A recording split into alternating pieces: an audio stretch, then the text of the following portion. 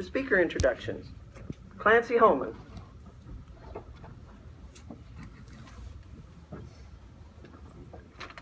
Thank you, President Betty. It's my privilege today to introduce you to a good friend of mine, Greg McHenry, the Riley County Appraiser. Greg has served as the Riley County Appraiser for the past 9 years. He was appointed to that position by Riley County Commissioners, and he's worked in the Riley County Appraiser's office for the past 27 years. Greg also serves on the executive board of the International Association of Assessing Officers. He's a certified appraisal instructor for that international professional group. He's been designated a registered mass appraiser by the Kansas Department of Revenue, and he holds an assessment administration specialist designation for the IAAO. Greg studied agricultural economics at Kansas State University, and I don't think it's saying too much. I'd classify Greg and his wife Tawny as fanatic K-State football fans. I think that's fair. Not really an oddity in this community. They have 3 grown children, 1 grandchild. It must be added that Greg also plays a mean jazz trombone, and he's a past president of the Manhattan Track Club. You should also know that last spring, Greg's wife Tawny informed him that he wanted to join the local Scootaboot Dance Club to learn country line dance. Greg knew that settled the matter, and so he did so. I was tempted to tease him about that mercilessly, right up until my own wife told me that I too had a desperate desire to learn country line dancing, and I had to go along with her. What a coincidence. If you're ever really desperate of something to do on a Tuesday evening, go down to R.C. McGraw's some evening and see 2 local government employees hopelessly embarrassing their wives on the dance floor. Greg's responsible for accurately appraising 25,000 real property parcels and 4,500 personal property accounts in Riley County. He oversees a staff of 18 employees, and he is one of the county's top government managers in my totally objective view. Please join me in welcoming Greg McHenry, your Riley County Appraiser.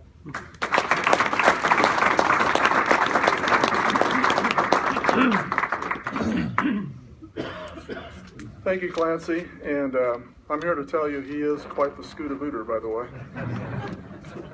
Thank you all, honestly, for allowing me to come and talk to you. I do appreciate speaking to groups and trying to explain what the world of mass appraisal is all about. A little bit of background information. I grew up in a rural farm and ranch area, grew up on a farm and ranch operation myself in Clyde, Kansas.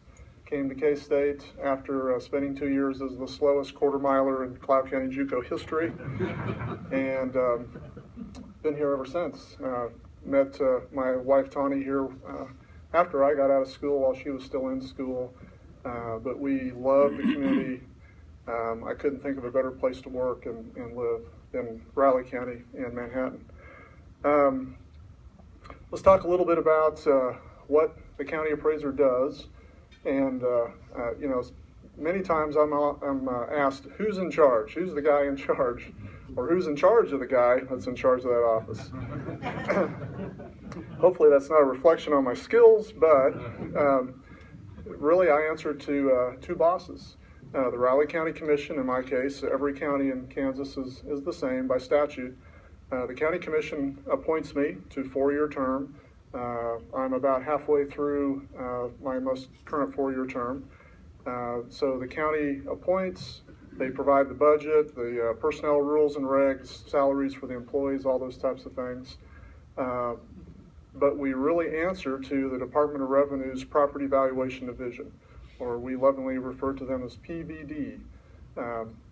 PVD basically is the auditing and monitoring agency for the state of Kansas to try to ensure that what we're doing meets state statutes. You know, the role of the appraiser is not to set the level of your taxes, but it's really to provide fairness and equity in the property tax situation.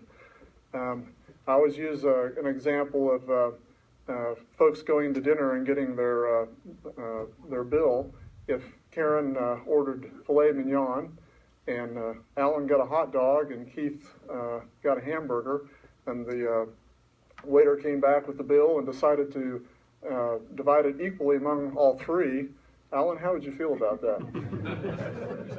Yeah, sure ordered steak. I thought Karen was buying it all. Yeah. On that city commission salary, you can afford that too. Yeah. That's really the role of the county appraiser. You know, we're here to make sure that if Clancy and I own the same house in the same neighborhood and same value, that there's not a disparity in the property taxes between my house and his house. That's really the only reason we exist, and it's something that we strive very hard to do well and to maintain. Property Valuation Division, or PVD, is responsible for ensuring that we do a good job.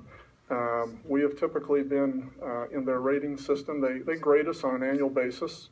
They're in our office every month auditing our sales and looking at our values compared to the actual sale prices.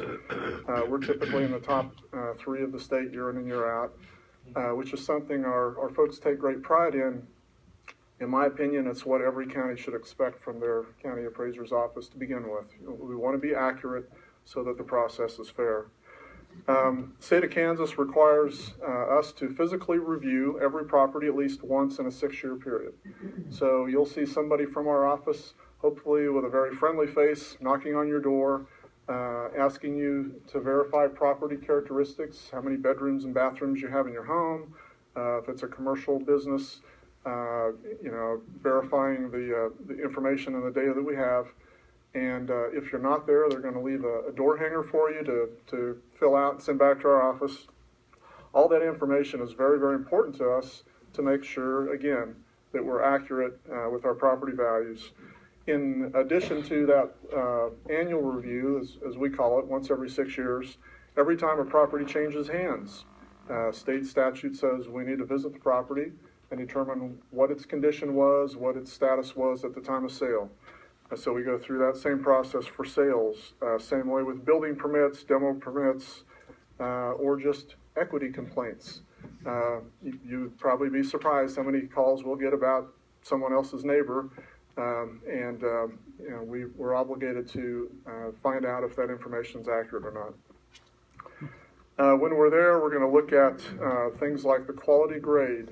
Our appraisers go through an extensive education process and training process. They're licensed just like a fee appraiser would be through the Kansas Real Estate Appraisal Board. And they're going to determine what the quality grade is. They're going to look at things like physical condition to determine if we need to make an adjustment for that. They're going to ask questions like, is your basement finished or not? If so, what quality of finish? Is it the same as the main floor? Is it something less than that? Those are all really, really important questions that we ask and that we hope we can get responses from you all.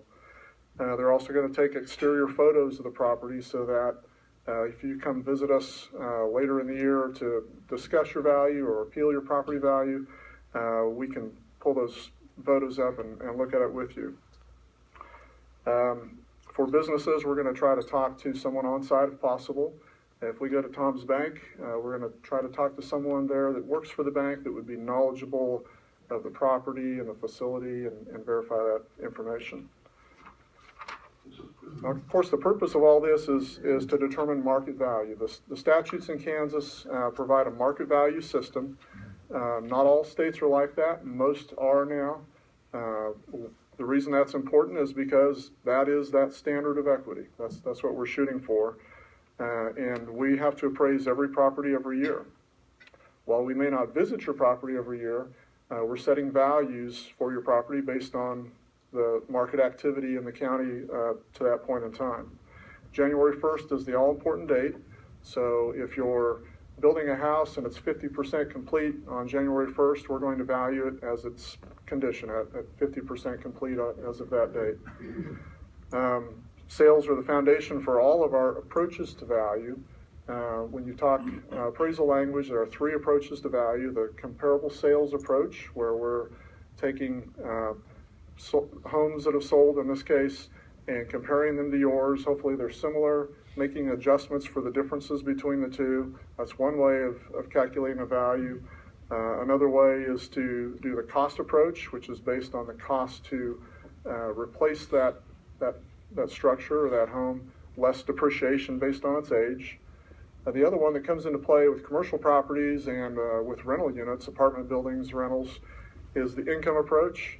And in that case, just like if you were talking to a lender about possibly purchasing a home, we're going to look at the cash flow to the real estate and try to capitalize that into a value.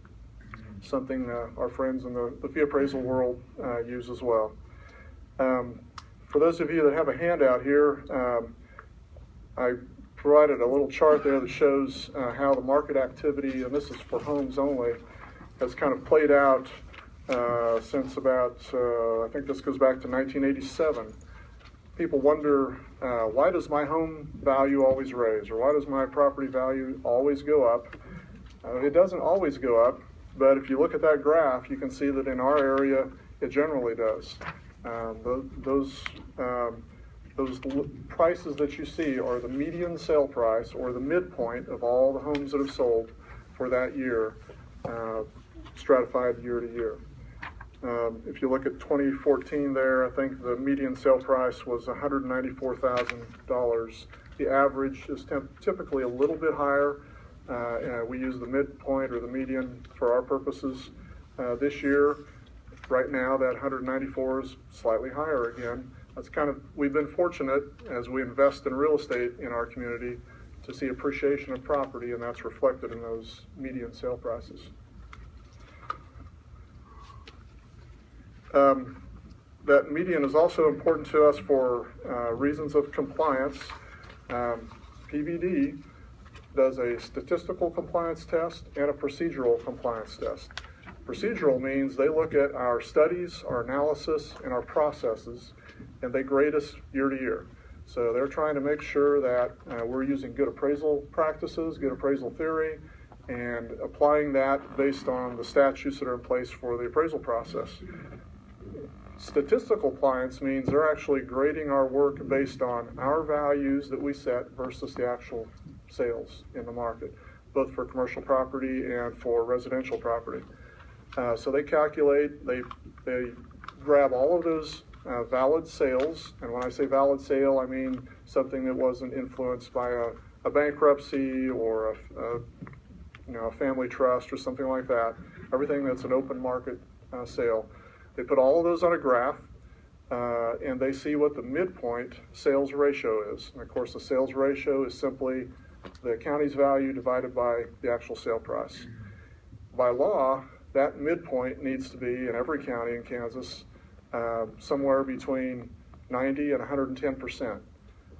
We don't want to go over 100%. That would mean we're setting values slightly greater than what the market shows they should be.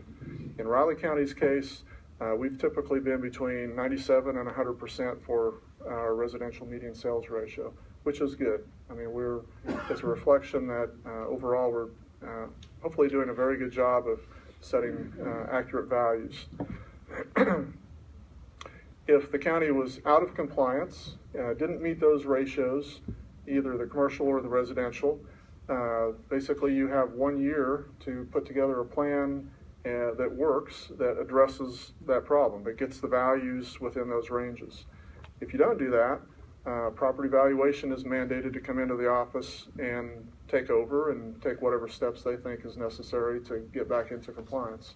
So there are some very compelling reasons for county commissioners, as Karen would attest, to doing a good job, meeting those ratios, and staying in compliance.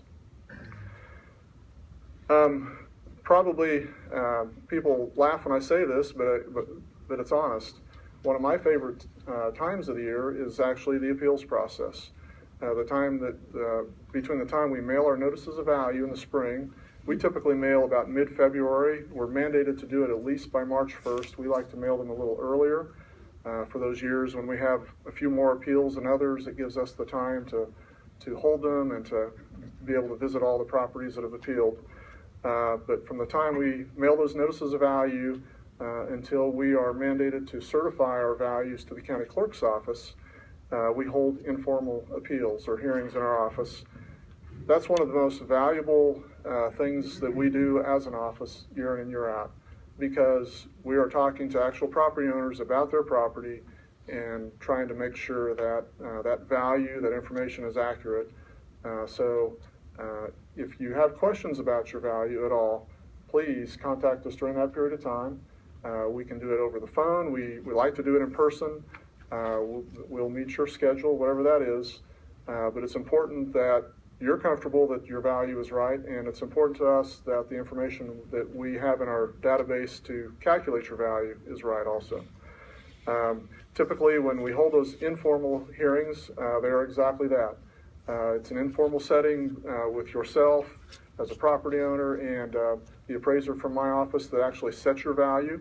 Every one of my appraisers is assigned an area, so they're very, very familiar with their group of properties.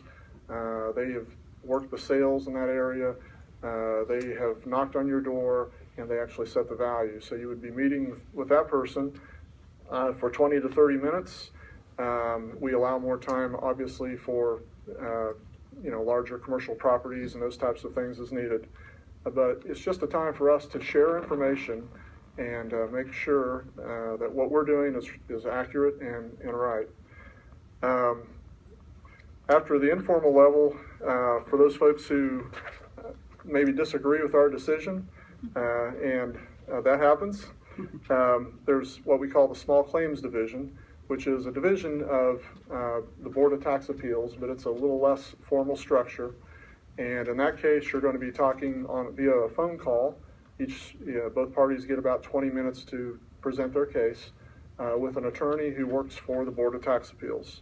And they're going to very objectively hear both cases and make a decision within about 2 weeks.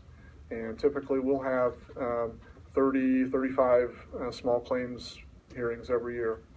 And again, that's another process that we look forward to, we enjoy. Again, we want to get it right.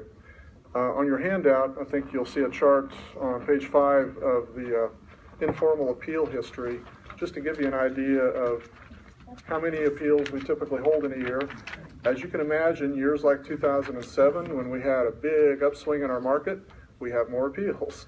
But the trend has been for a county that has 25,000 parcels, as a percentage, a very low appeal count. We had about 326 in the spring of 2015.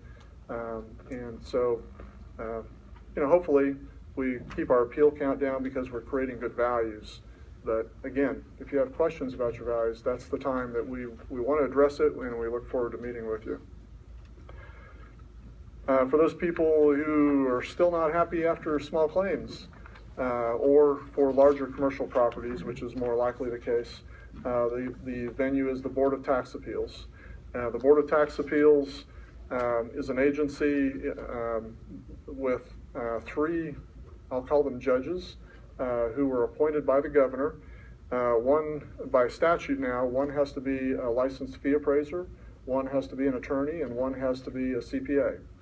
And in my opinion, over the years, they've done a pretty good job of listening to cases, hearing cases, and making their decision based on the evidence at hand. In that case, it's a lot more formal situation. We have to have an attorney, and you would as well. And it is much like a trial format where both sides present, there's cross-examination, that type of thing. The long and the short of it is, after we hold all of our appeals, we take our values, send them to the county clerk's office, and Dr. Shannon and all the city commissioners and all of our county commissioners get the job of sitting down and looking at what's requested for needs and wants in their jurisdictions versus the tax base that we've certified to them.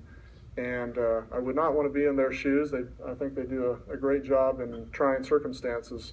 But really, that's where the level of taxation occurs.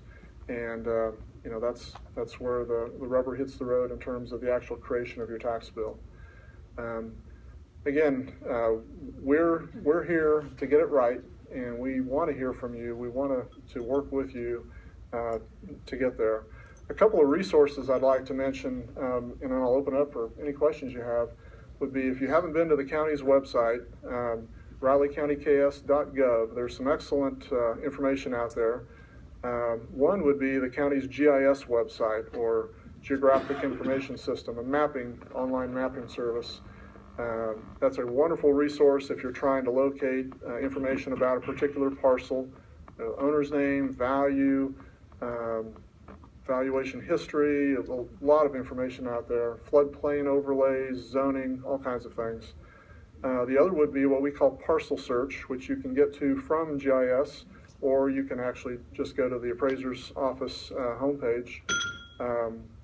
There's a lot of information that we make online. Everything that's in our office that's public information is put on the website.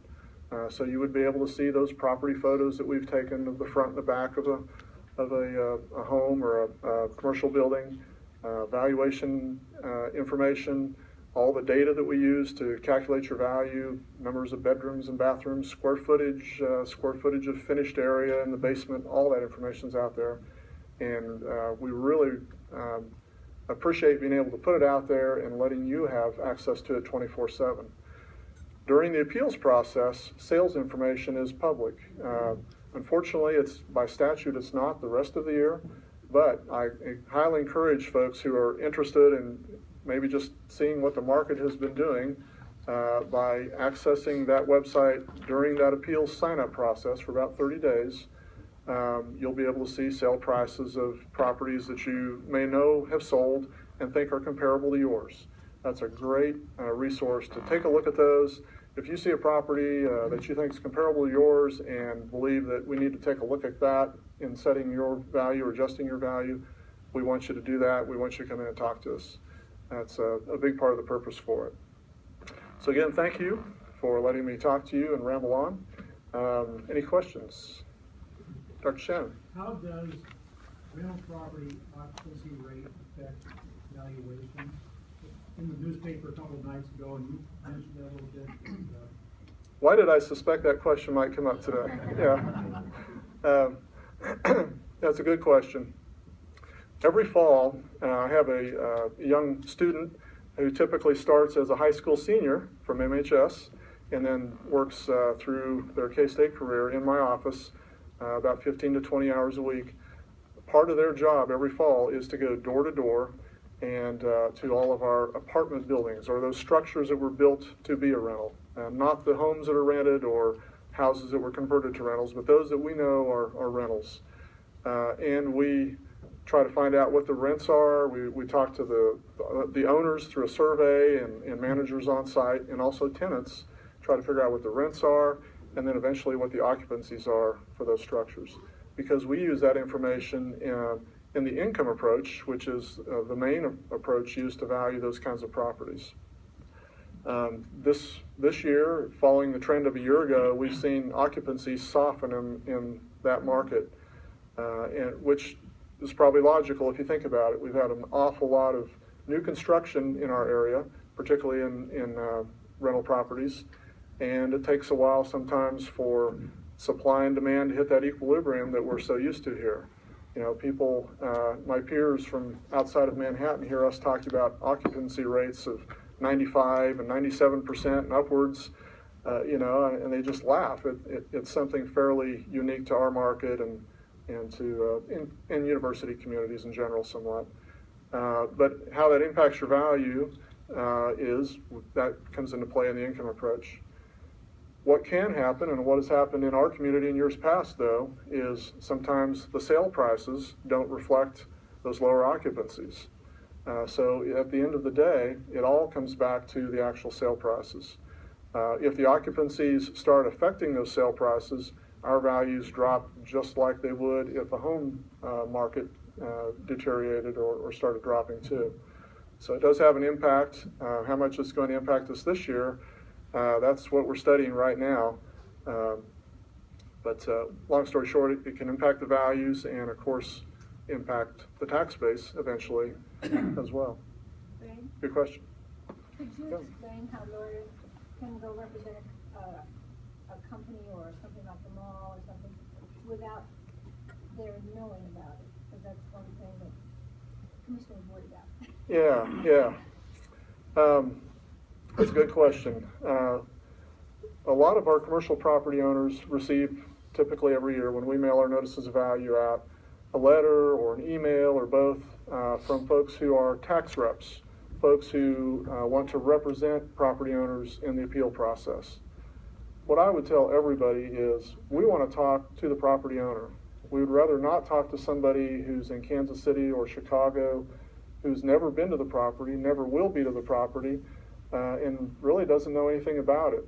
We want to talk to people who do, whether they're owners or managers of those properties. In Kansas, due to legislation last spring, those tax reps, if they get your signature on that form letter, could sign you up for an appeal, hold an appeal with our office. Typically what happens is we have a phone conversation with them. They'll do the hearing by phone. They usually don't have anything to present to us because they don't know the property. They haven't even talked to the owner. They're doing one of thousands of these phone calls every week. And we present our information. We'll send them our property data, the approaches to value, etc. But typically, if they're not helping us or presenting anything to us, once we verify the property data by going on site, we'll issue a no decision. And when that happens, they typically sign up for the Board of Tax Appeals and try to leverage the county into position of trying to settle a value that doesn't necessarily need to be settled. And So these go on for years. we have, we have several on the docket now that are 2 and 3 years old. And, their game plan, most of them are attorneys who are practicing in a system that allows it. But, what their game plan is basically to draw the thing out long enough that we might get nervous and decide to lower a value, whether it should be or not. And really, I don't think that's what the system was intended to be for. So, Good, thank you. yeah.